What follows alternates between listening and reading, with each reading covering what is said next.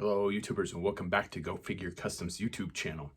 Hopefully you've been enjoying some of the content that I've been putting up. I've been trying to use the channel as much as I can, putting relevant stuff up that will help you customize your favorite action figures. Today I'm going to do kind of a random review of products, just kind of based off of my last custom and two that I'm currently working on. The first product that I'm going to review today is, number one, is black primer, and on top of that, it's airbrushed primer. Airbrushed primer on instead of aerosol. I had gotten a question about using airbrushed primer, and it's not something that I normally do. So I got some, not only got some to try out just to see what it was like, how it worked, what I thought about it, but the last custom that I worked on, see, this is all going to kind of blend together here in a second. The last custom I worked on, I needed a black primer for the specific paint that I was using, which is, I'm looking for it. All right, so I got the black primer because it was recommended to use with the new paint that I got, which is a metallic purple. The name of the brand of the paint is called Turbo Dork, which I really like that name. And it's metallic purple, like I said, and the name of the paint, the color itself is People Eater, so purple People Eater. It recommends using it over a black primer for best results. I was like, yeah, you know what, I'm smart, I know what I'm doing. So I used gray primer and I airbrushed it on, and it didn't look very good. It looked pretty weak, pretty watered down. I'm like, okay, maybe the black primer is the way to go. So I got some Airbrush black primer. I was just gonna get aerosol primer, but I could not find aerosol black primer at either of the two hobby stores that I go to buy my paint. So I said, you know what? Let's get some of the airbrush stuff, kill two birds with one stone, and see how it goes. So I bought some of the Vallejo black surface primer specifically for airbrushing, and it works really nice because you can lay down the same light coat that you would with aerosol just with an airbrush. You don't need to water it down. I did put some Airbrush flow improver in it to start off with, and I don't think it helped. So it kind of watered down the primer a little bit, and it didn't stick, and I had to reprimer some of the surface of the figure. So what I'm going to recommend, I'm not an expert on this, again, I'm gonna say don't thin it out and don't put any airbrush flow improver in it. Just run it straight through. And of course, as always, clean your airbrush out after the second you get done airbrushing because you don't want it to clog. I did not have any issues with clogs. I ran multiple cups through, so I refilled the cup on the airbrush several times, not cleaning it in between. Just to get the full figure primered, because I was doing a 1/12 scale figure, so I needed more primer than I normally do. And it didn't clog, and I cleaned it up the second I was done with it and ran some water through it, and it was fine. So the paint, metallic purple has been a very difficult color for me to get, one that I like. Anytime that I've done it, I've done a couple customs. I did a non-transforming transformer for my co-host JD in metallic purple and silver, and I did you can kind of see it up here in the corner. I did a Skywarp custom, and I used metallic purple for that, and I used aerosol both times on that.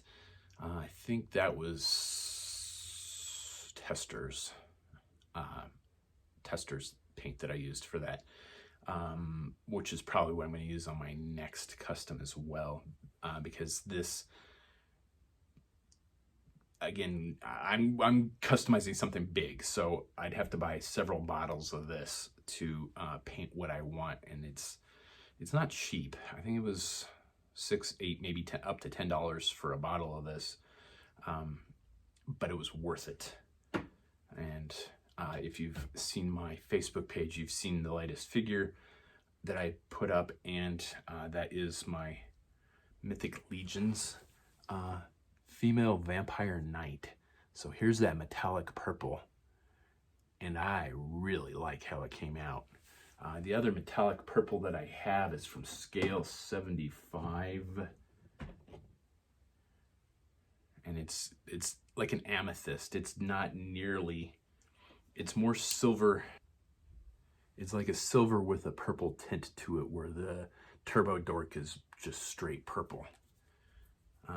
So you kind of a review of the Mythic Legions female vampire knight figure. Comes with the sword, comes with these two like sky things that plug in to each other, which I didn't do for the pictures, but it looks really cool. I love that weapon. And then also in the picture, she came with a lance. I didn't take pictures of it in my I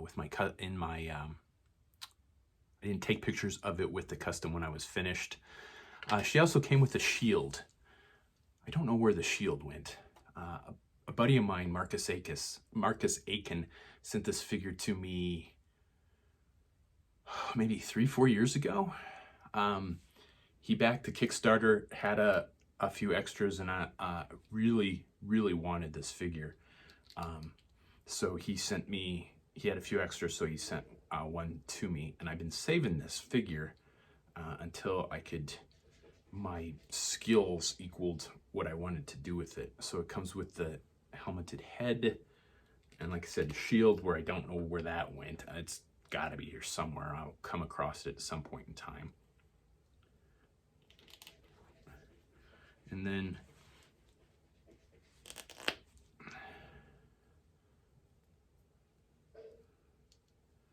the regular helmeted head, the usual refinements, shoulder joints. The Mythic Legions are made by 4 Horsemen. I don't have any of the, I do have one of their other figures. I bought one of their big trolls. I think it's the Rock Troll. I don't remember. He's out in my collection room at this time. And she doesn't, I took her apart. She didn't really want to go back together too well. Part of it's, I cut the shit out of my thumb the other day, so I'm not wanting to bleed all over my figure, which I'm about ready to do here. So the little plume isn't glued in, it hinges, so that's kind of cool. So when you're posing, you can move it around to make it look like it's moving. The usual elbow joints, swivel wrists, there's a hinge above the gauntlet, and then the wrists are articulated as well. The usual shoulders, there's the mid-torso articulation just below the breasts, and then a swivel on the waist, which is a little hampered by the kind of the skirting, and that also kind of hampers the legs, which are just the usual regular ball joints. Double jointed knee with a swivel below the knee, and then the rocker ankles, which makes her very articulated, very posable. I sealed it all up with Neutronium varnish. This is the sealant that I'm using right now. So I sealed her up with this, gave her a couple of coats, and I haven't had any paint rubs with it, and I've handled it pretty vigorously for posing, and I would almost go to say that it's playable. I don't usually make my customs playable, just because I card all my customs, but I don't know how I'm going to card this one just yet. So I was a little more vigorous with the with the sealant. Not enough to take away any of the shine, but I definitely like how it came out. So the figures are pretty cool. I definitely recommend getting one if you get a chance to pick up some of the Mythic Legions figures, especially if you're a 1/12 scale customizer. It's kind of a sword and sorcery. They've got a lot of cool stuff. I was looking through there. There's some stuff that's very reminiscent of the old Dungeons and Dragons figures from the 80s. They've got a few that are very reminiscent of Masters of the Universe, and then some just like good sword and sorcery stuff, which is really cool. They are a bit pricey, and they do tend to sell out pretty quick because it's a pretty popular line. It's not something that I would normally collect just due to the scale. But I saw this figure when it came out. I'm like, I really want one of these. So thanks to my buddy Marcus Aiken, the Irrepressible Dark Horse, for sending me that figure. I really like it. And the Turbo Dork paint, definitely recommend the metallic purple if you're looking for metallic purple. That's a hard color to find. The other metallic purple that I've used is Tester's Purple Pearl, which does have a nice effect. I do like pearl paints, and Tester's is the only one that makes pearl paints, because pearl paints are usually reserved for cars, and so they do a lot of paints geared towards car models. But I'm not a fan of Tester's paint at all. I don't use Tester's paint unless I absolutely have to. I hate the glass bottles. I hate the metallic lids because the paint tends to dry out pretty quickly, even in the bottle, and it will just like cement the lid on. Whereas, you know, flip tops like Citadel or screw off dropper bottles like this or Vallejo, you don't have to worry about that. But I've thrown away many a bottle of Tester's paint because I couldn't fucking get it open again.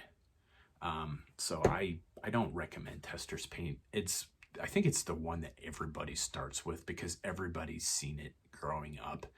You can get it at Walmart. You always going down the toy aisle. Walmart used to have it. I don't know if they still do.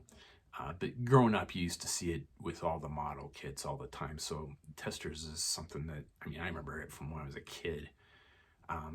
So I just bought it because I knew what it was. I think it's the paint like that most customizers start out with, until they move on to better stuff.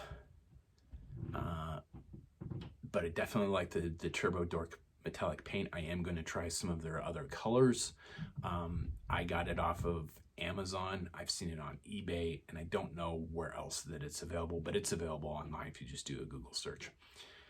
And I definitely would follow the recommendations to do it, to use it over a black primer. It ran really good through an airbrush. It's very, very thin, so it's kind of hard to brush on, so it's really an ideal paint for an airbrush. But that doesn't mean that you can't use it normally, because I had to do some touch-ups with this. What else? Oh, and then the black primer. I like that. It worked out really well. The coat that it gave me was a nice even black. I've kind of touched on how sometimes, you know, your more difficult colors to paint are orange, white, and yellow, but sometimes black can be too, because sometimes you want it dark gray, so you can add some wash and get some texture in some contrast in your colors, and that's really hard to do if it starts off black. I'm working on my Mad Max Intercept right now, and I've airbrushed on some Tamiya semi-gloss black, and I'm not really enamored with the look that I got. I wanted to use their gloss black, but it has not been available locally to me for months and months and months, and I don't have enough to do the custom, and I think it's what I have is just about ready to dry out anyway. So what I'm contemplating doing is going back over the shell with just the primer for the black base, and then I liked how the finish I got from my sealant. So I'm contemplating this, just using this as my base coat for my interceptor. And like I said, the Turbo Dork paint worked really well. That metallic purple worked really well over the black primer. So that may be a new tip and trick for you to try. It's not something that I have done before, but I'm going to try it on, probably try it on my next custom and see how it works. And that is airbrushing metallic paints over, or just painting metallic paints over black primer, because it really, really did work wonders. It was way better than what it looked like over the gray. So that may be a new tip and trick for you, and that is metallic paints over black primer. So try it, see how you like it. You may find that it works way better than what you've been doing with the gray primer. And my Mythic Legions figure just took a nosedive because she was standing in the sun and her ankle joints got soft. There we go. And I think that's about all I got. So yeah, the black primer is awesome. The Turbo Dork paint is awesome. I'm gonna shop around and see what other colors that they have, because they have some very unique colors from what I noticed. And definitely like the Mythic Legions figures. So that's kind of what I got for you today. It's just a generalized product review based off of the last custom that I did. And the tip and trick there for you today is try your metallic paints over a black primer. See if you get better results. As always, please do that fun social media stuff. Like, share, subscribe, and comment below. And as always, thank you for watching.